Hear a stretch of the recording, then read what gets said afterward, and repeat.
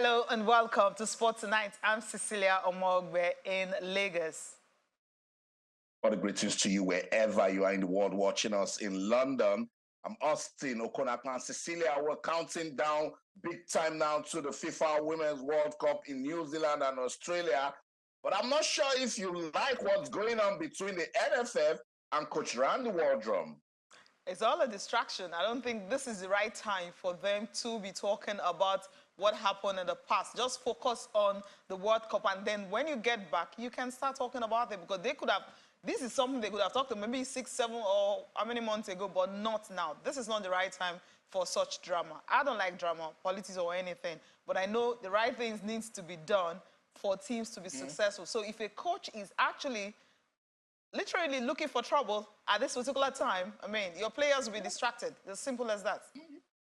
Yeah, I totally agree. And this is where the NFF needs to show leadership. But somehow, some way, Coach Randy Waldrum seems to be having his time and, bringing up drama at a very wrong time.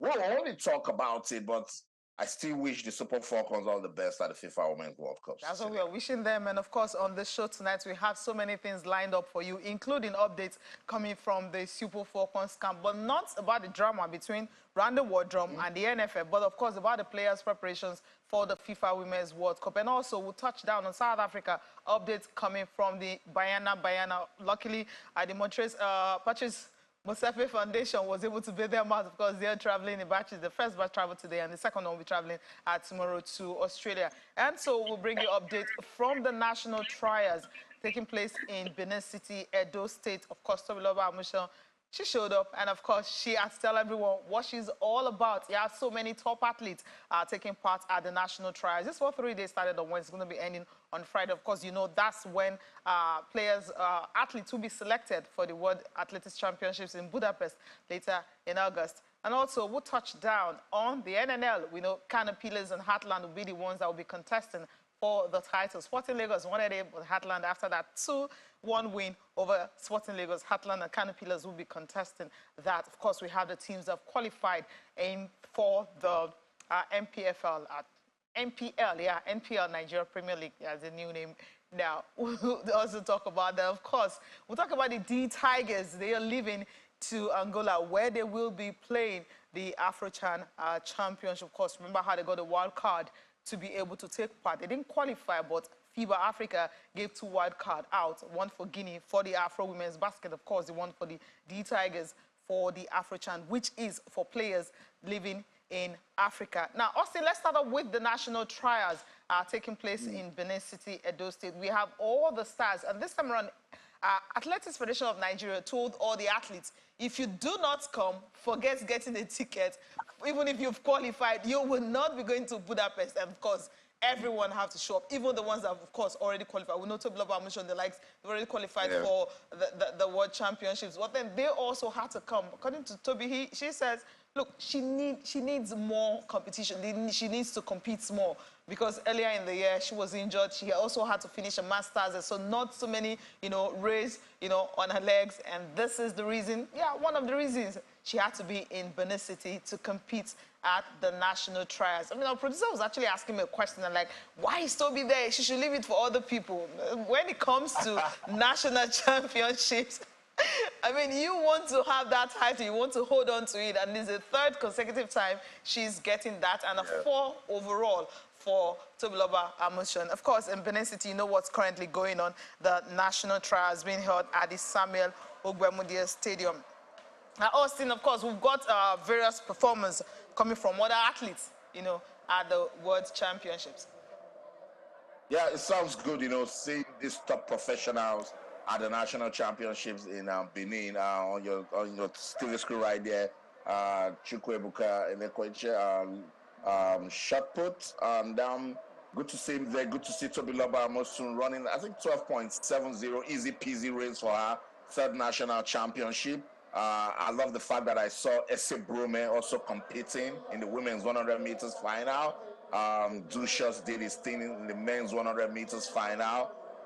It's good, because these guys are top stars and they add glamour, and color to the national championships, and we love it so much. When these sort of persons are coming around to compete, then put value to the competition, organizers will take it seriously. Now the athletes, they've done their part. You've threatened them that if they don't come, you're not going to Budapest. So now it means that the organizers, we need to up the game and make sure that it looks like what it should look like when you talk about world-class championship. Let's listen to AFN Technical Director Samuel Onike to talk about what's going on at the national championship. And I'm sure we still have some more to talk about. Some of the groundbreaking results witnessed today at the Samuel Ogbemudia Stadium in Benin City.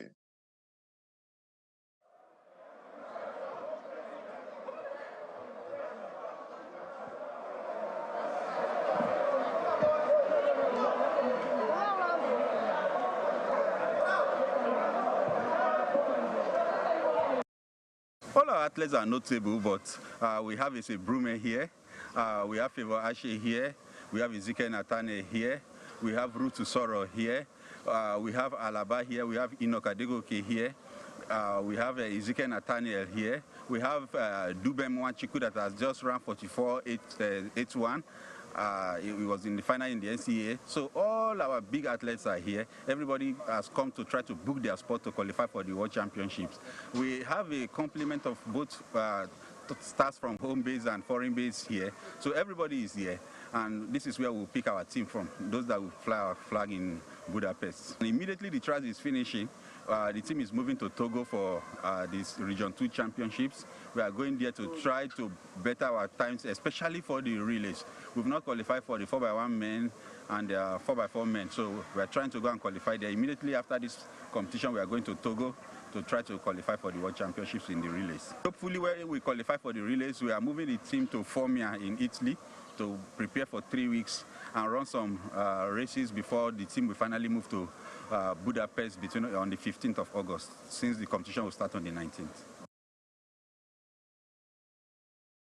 Yeah, that's the AFN Technical Director talking about their plans after this national trials, because how athletes will be selected, and also the plans to go to Togo and the 3 weeks training camp. Bolu Omoni will be joining us on the program. Yeah, he's not here in the studio. He'll be joining us via Zoom to talk more about this, especially with the athletes that are competing. Bolu, good evening. It's good to have you join us. Well, good evening. I wish I could see you physically, but so good evening from this time. Good evening.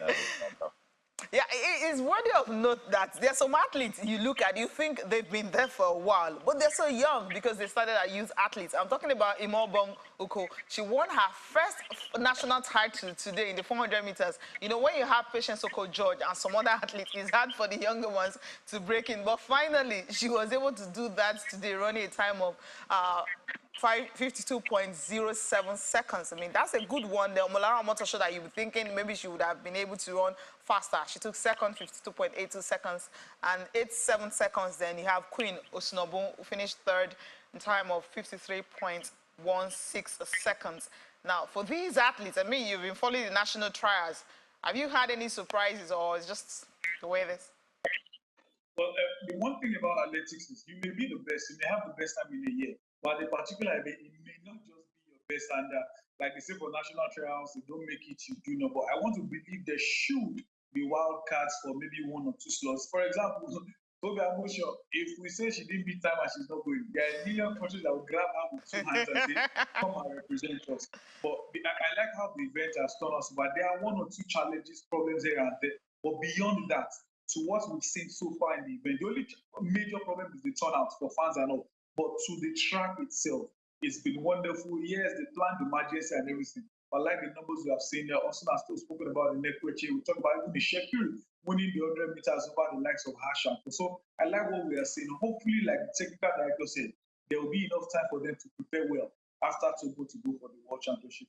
Yeah, that's what we will be hoping for. And of course, you mentioned Oshorishe. You also have Alaba Akintola, also 2-time national champions, defending his 200 meters title. So many athletes are in Benin City taking part in the national trials. Everyone wants to go to the World Championships to see if we're going to have another world record holder or another world record breaker. Who knows what's going to happen in Budapest. But let's listen to Tobiloba Amusan. It's the first time she's running in Nigeria after becoming a world record holder and also winning a gold medal at the Commonwealth Games. The goal is to just take each race at a time. You know, I just flew in from Stockholm last night. Exhausted, but you know, like I tell people, it's business, so I have to show up for work. I mean, Nigeria is home. Nigeria is home for me, so anytime duty calls back here, I gotta show up. I mean, it's just another opportunity for me, you know, to get a race in, because at the beginning of the season, I was injured pretty bad, and I didn't get as much races as I want to get, and you know, I had the opportunity to come here and run at the nationals. So I just have to show up, and I'm trusting God's process, my coach and my hard work, and everything's gonna definitely pay off. And the only difference is too much attention, everything double up, triple, quarter up. It's like, everything is like times 4, times 5. Even if I have to do 2 reps of practice, it's like more work, you know. I can't walk around without someone saying, "Oh, I know you," and I'm not really used to that attention, but if it comes to the fame, I can't shy away from it. Austin, when you start rubbing shoulders with the top people in the country, you understand what that means. Everyone wants to be your friend when you're successful. I believe that's the lesson to most of the athletes competing in Benin City. And come off it, Tobi Loba. You know, you can't stop the attention. You know? I told her at the Commonwealth Games that, look, your life will not remain the same again. You're world record holder, and look at the consistency that she has kept, you know. So I see that, you know, trying to run with the deputy governor. Like, come on, finish, what are you trying to do? It was so good. I can tell, I can feel it, you know, when you put up a good organization. Look at the difference. Cecilia, you've been covering the national championships. Tell me, what if this doesn't look different just because of the array of stars that we're seeing competing? I love the fact that Blessing put up a surprise, not Blessing Akagbari, Blessing Ogundiro put up a surprise in the women's 100 meters final. You know, I also like the fact that Esebrume is now, you know, thinking she can, you know, do something with the sprints. It was good. You talked about Mabong Uko. It tells us once again that we need to go back to the basics. She was discovered from the Akwa Ibom State Sports Festival in 2018. 2019, she was competing at the National Sports Festival in Abuja, and she came into limelight. And look at how consistent. And she's so young. That's what we're talking about. If there was no system in place to discover that young talent, including Esebrume and Tobi Loba, there were talents from Delta State that went abroad, and look at their careers now. We must keep the lessons learned and continue to improve on them, Cecilia. Yeah, that's what we need to do. Focus on developing athletes from here. Homegrown, yes, you can send them abroad and see how they will improve themselves. Tomorrow we'll continue to monitor what's going on in national trials. I believe after everything, we'll know the athletes that will be representing Nigeria in Budapest. All right, let's leave this and quickly touch down on the D Tigers. Yes, on Monday, they got a wild card to compete in the AfroChan. AfroChan is for domestic players playing in the league. But then, you know, in Nigeria, we really don't have a league. I mean, if you hear the story, I mean, Bolu, the story of how these players were picked, a day to their traveling, coach had to send them a message, you know, we have to be in a Côte d'Ivoire for qualifiers for AfroChan. And all of them, okay, all right, let's jump to come to Lagos. And then they had to go on Thursday. Friday, they played a game. They lost the second game. They won that against Benin. But the last one against Côte d'Ivoire, of course, was going to be a tall order. They lost that. By the end of the day, FIBA Africa awarded Nigeria a wild card. But, you know, let's listen to those involved, talking about the coach of the team, Ogoda Odu, and also the captain of the team, who happens to be a point guard, Michael Okiki. Let's listen to them, then we'll take the conversation from here. It's good to play games before the main tournament because you pick out the mistakes that you make and try and correct them. For us, it's going to be a corrective stuff. Yeah, all the things that we did not do well. For instance, we didn't defend the ball too well. Every different administration are going into the paint, so that's something we are going to address here. We need to shoot the ball a lot more. We need to shoot the ball a lot better. Also, we need to protect the ball more.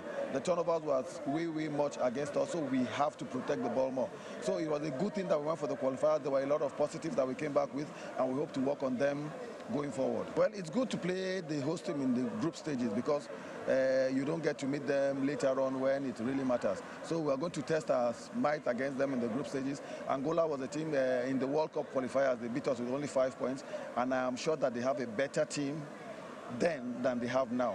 We have basically the same team that we played with in Angola, and I think it's going to be a good match. This team is way better than the team from 2019. I'm not taking away the things from 2019.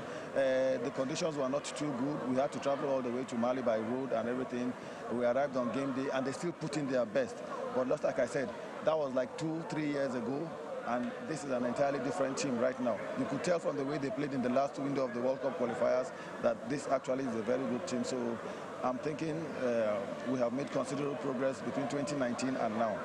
Every team goes to the competition with one sole aim of going to a podium finish, and that is what we're hoping for, a podium finish. We don't care what color it is, but let's just get on the podium. We went prepared, and we didn't expect what we get there, but I mean, adjusting to what we got there, came back, and the experience is the experience for me. Like going to the next AfroCan is the experience for me. We are more prepared now, going forward to the AfroCan. We are building our chemistry, which we lacked at the qualifiers.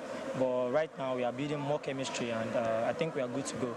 We have pretty decent chances of winning and qualifying to the next round. Yeah, the target is just to go out there and just get the job done. Get the job done and win for our country. Get the job done and win for the country. Bolu, I mean, you've been following the D Tigers, your progress and everything, but these are the home best players.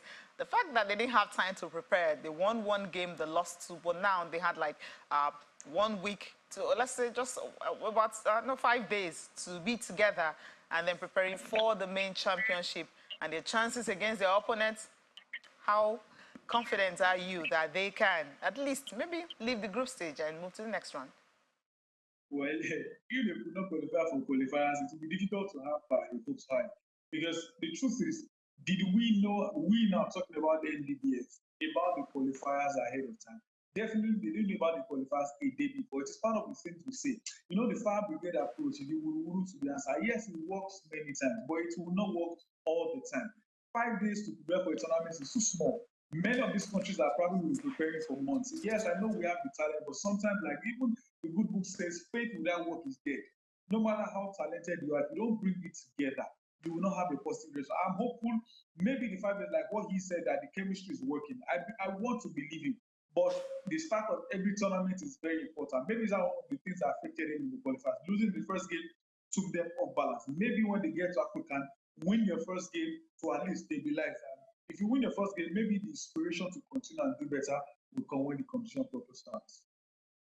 Yeah, that's the way it is. Well, let's just take a look at the groups of the group that they are in. They're in Group B, and the games they will be playing in this order. Nigeria and Mali, that's on the 9th. Then before they face Angola, who happens to be the host nation, these are the teams they will be playing. That's the date. But let's look at the group. They're in Group B. You have Angola, Nigeria, and Mali. That's what the group is like. Well, Austin, a quick one on this one. I mean, when you don't have much preparations going into a tournament, it's always difficult because we understand the Nigerian factor. Yes, a fire brigade approach, Nigerian spirit will always come in.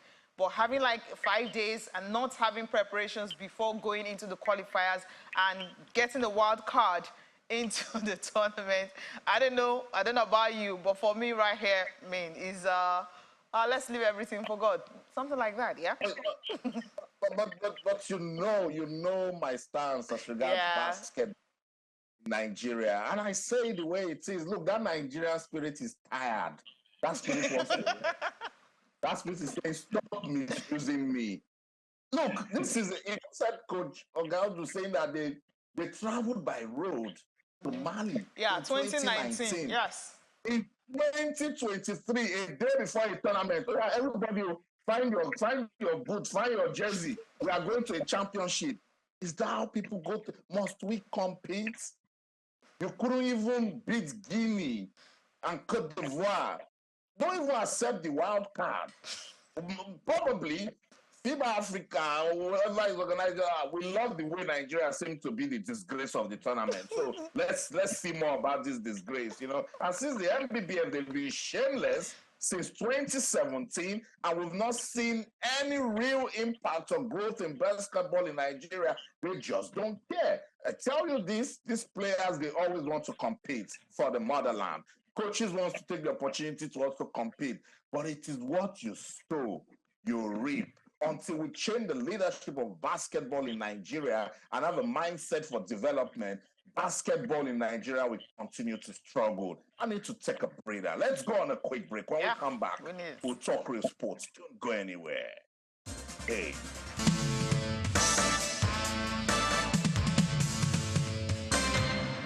All right, let's touch down with the Nigeria National League, talking about the teams that have booked a ticket to the MPFL. I mean, gained promotion to the Nigeria Premier League. Kano Pillars, they're there.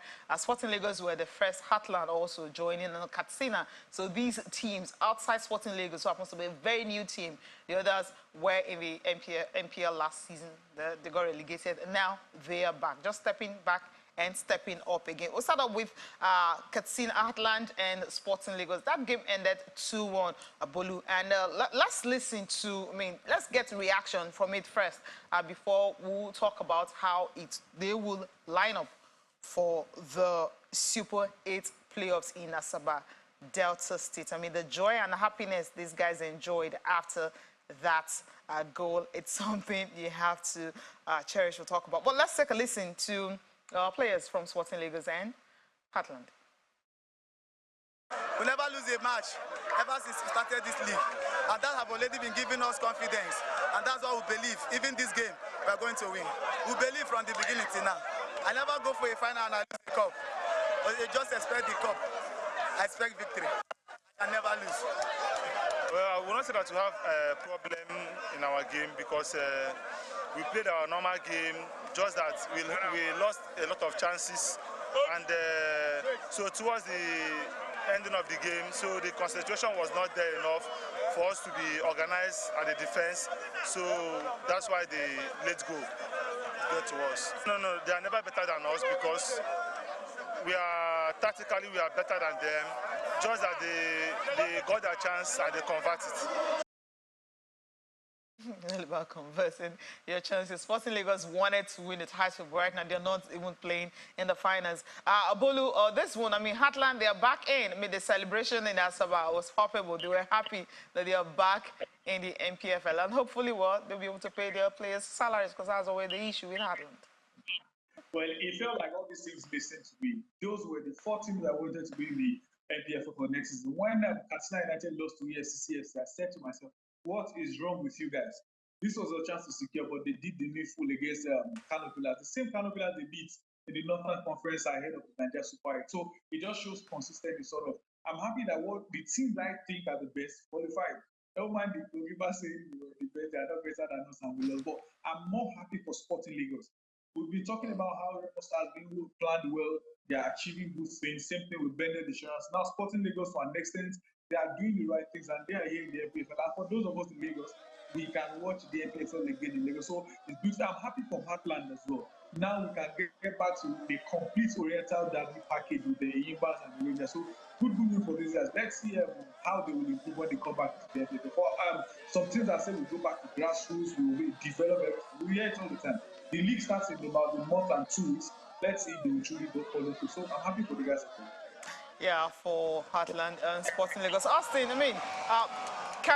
you listen to that Heartland player talking about anytime they go into a championship or into a game, they always want to win, and they will be up against a Kano Pillars. So take this from here.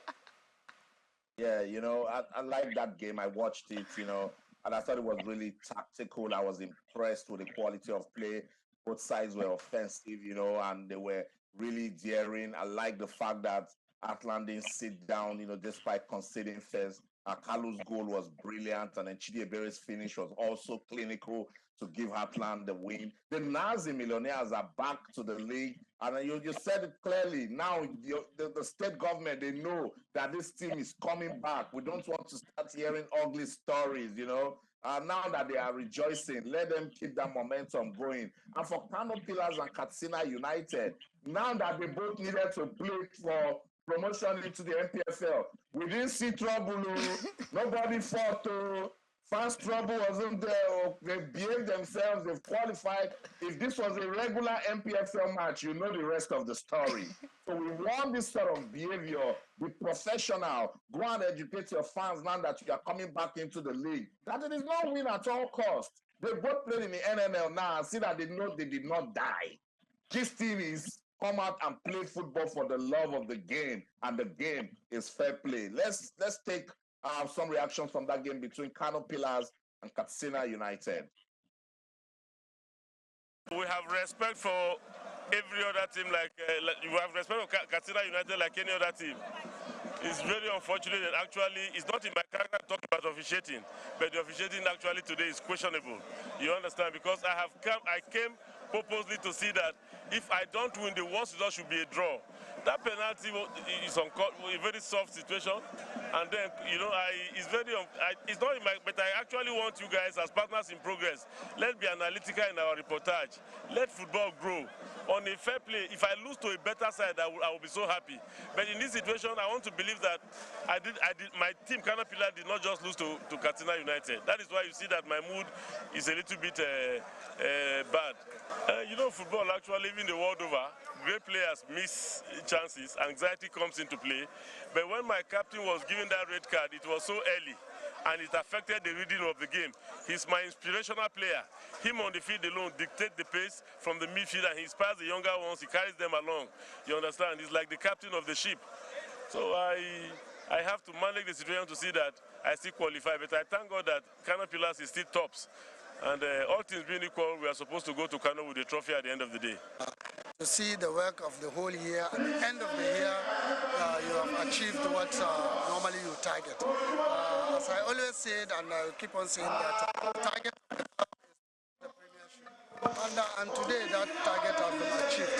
I think both the technical crew, the management, the players, we are all congratulating each other for fulfilling that target. We are very happy to achieve this target, yes.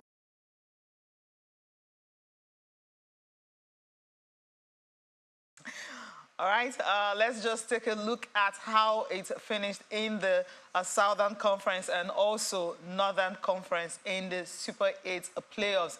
Starting off with Kano Pillars, of course, the top after 3 games. They finished on 6 points because of that loss to Katsina on the final match. And because you have Katsina also on the same point, but goal difference, that's how Kano Pillars got into the finals.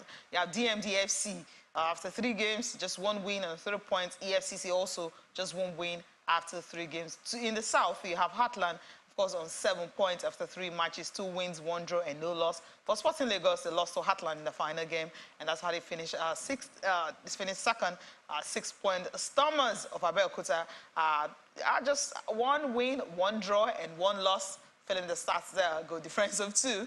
But at the end of the day, just 4 points, and FC1 Rocket, well, the Rocket was just down, couldn't fly, just 0 after 3 games. On the final day, that's where you'll be having Heartland and Kano Pillars. That will be the final match for that. The winner will definitely go home with the trophy. For Kano Pillars, they said they want to go home with the trophy. Is that happening? I really don't know. As Austin said, they need to educate their fans and see, coming back into the NPFL, how far they will go. But Bolu, before we wrap up this one, you think Kano Pillars can actually win against Heartland in the final?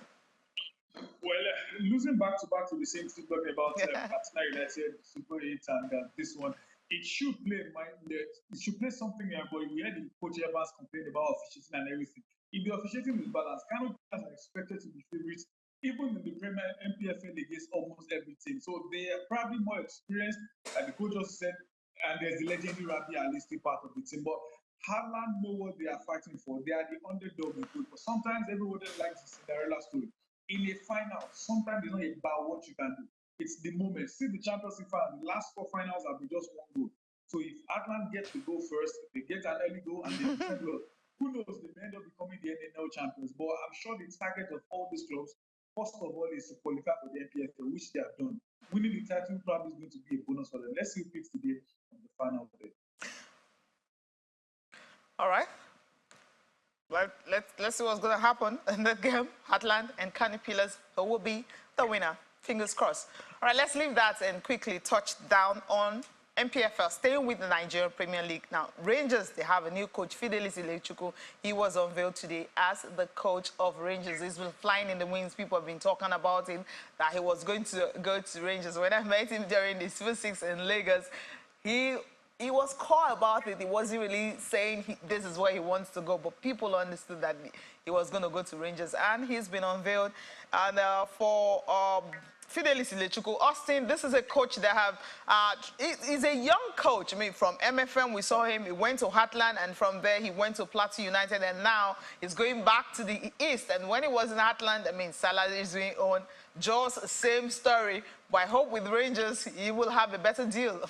You know, I'm just wondering why he was frowning, you know, in that picture, you know, but it is a clear testament of, you know, a successful manager. This is someone who actually tried to play for MFM. Everyone is forgetting about that. Yeah. Came out of that team, became the coach, and then, as you said, went on to Heartland, went on to Plateau United, and now he's with Rangers. Why do I think that he will be so successful in Rangers? There's just something about this guy and his vibes and his belief and the things that he brings into the league. And he's always willing to learn. That continuous learning process for Fidelis Ilechukwu is what has brought him thus far. Let me also commend the picture. It's so good to see Chairman Christian Chukwu, you know, standing on his feet looking good, you know. That's a legend of Nigerian football right there, and actually a pillar of Rangers International. So congratulations to Fidelis Ilechukwu and Rangers.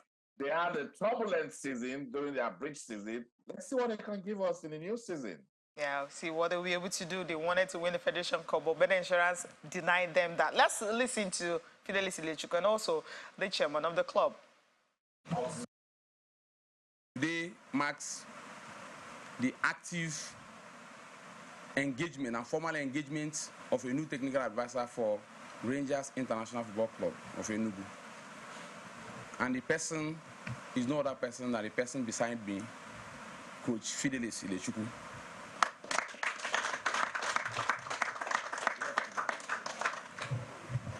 By special grace of God, Coach Ilechukwu has signed a 2-season contract with Rangers FC. And there is our prayers, and with your support and the support of government and all stakeholders of Rangers, that his 2 seasons in Rangers is going to be a successful one. It's a great privilege to be in your presence. I'm honored. I'm happy to be the coach of this great team, coach of the best team in Nigeria, whether anybody likes it or not.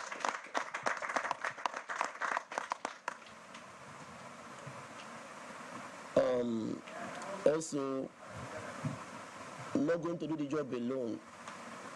It's going to be very difficult without your assistance, without your support. Everything is working on my table, both the critics and everything. If everybody is saying yes, yes to you, that means you're not going to succeed. We must disagree to agree because we want the best for Rangers International, which I've accepted all the conditions to be the coach with humility, understanding, accommodation, and to make sure that we take Rangers for where it belongs. With all humility, accepting to be the coach of Rangers, that this is the biggest team he will be coaching. Bolu, will he be successful here? We saw in Heartland, it wasn't a good outing for him in Heartland. But Plateau United, he did a very good job there, despite the issues they had. But going to Rangers, who had a very turbulent season, as Austin mentioned, would this be another successful journey, or just maybe another ordinary there season? Because it's for 2 years. Well, obviously, I agree with you. This is the biggest coaching gig he's done in his career. And now, I like a part in what he says, that if everyone is going to fight, I disagree to agree. So it's not everything, yes, sir. this yes, sir. That's the mindset of someone who is ready to make sure everything works no matter how. So I think he should do well based on, like some people tell you, you're as good as your last job. And at Plateau United, he wasn't a bad coach there. Remember, he took them, I think, to continent 2 years ago. So Ilelichukwu has it. We saw what he did with MFM as well. Literally took MFM from grass to grace till he had to leave for whatever reason to Harvard, didn't do well, moved to Plateau United, did relatively well. Now he's going to a bigger job. Now with probably better players, with more money, in everything I like to work for him. I think he's going to go. Remember, Rangers are one of the traditional teams in the NPFL. They will be looking at Imba now. They'll be looking at Rivers United. Our Remo Stars are probably better insurance that we can do the same thing. We need someone to break into that fold and make it a better condition. Let's see if Fidelis Kuchuku and his Enugu Rangers International will do a better job. But with the way it's funny, you know he's here for work. He's not here to come and fool around.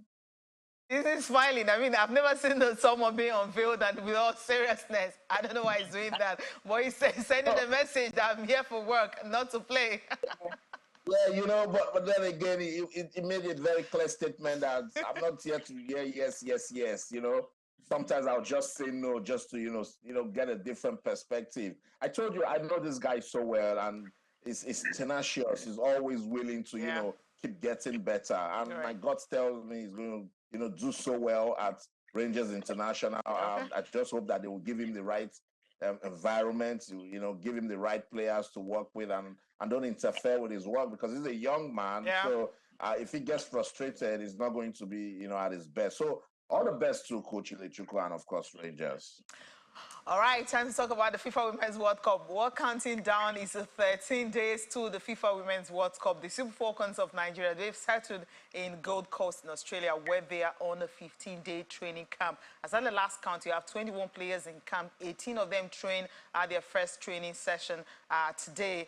And, of course, the story surrounding Wardrum. Yeah, we're not going to dwell on that on this show, because I know Bolu want to chip in, but he's all over the place concerning the coach. But what we are preaching on this program is for full focus. When a coach is distracted, it's obviously going to rub up on the players. The players are well coordinated now, but you're hearing stories. So what the Super Falcons of Nigeria, they've settled down at their first training session today in Gold Coast.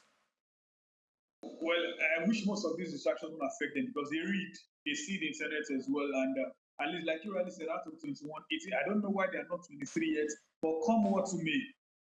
Lose, win, draw, we are Nigerians that will give all our support to the Falcons. I just wish we are not the only ones with chaos. There's problem with the Canadian Football Federation as well.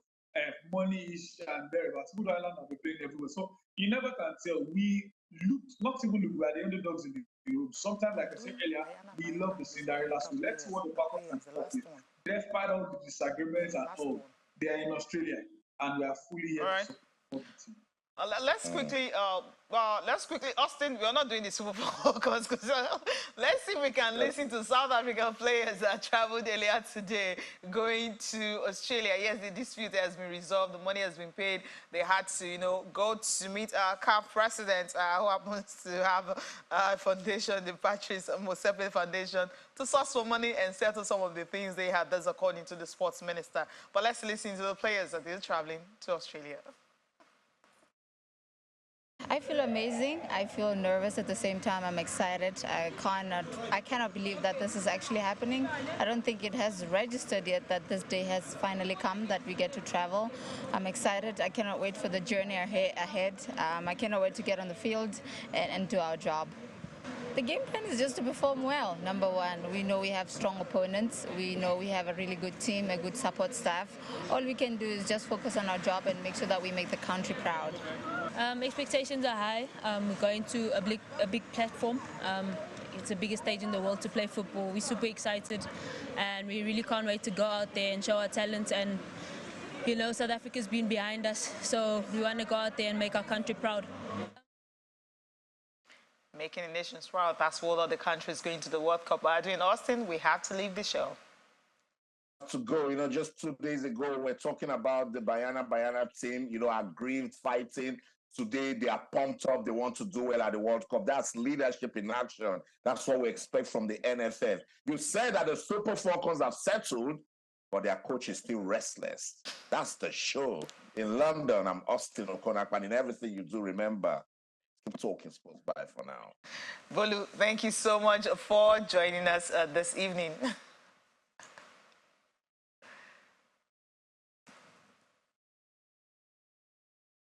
Bolu, thank you so much for joining us. We have to leave the show. Pleasure. Virtually, physically, definitely. All right, thank you so much for watching. I'm Cecilia Mogbe. Have a good night rest.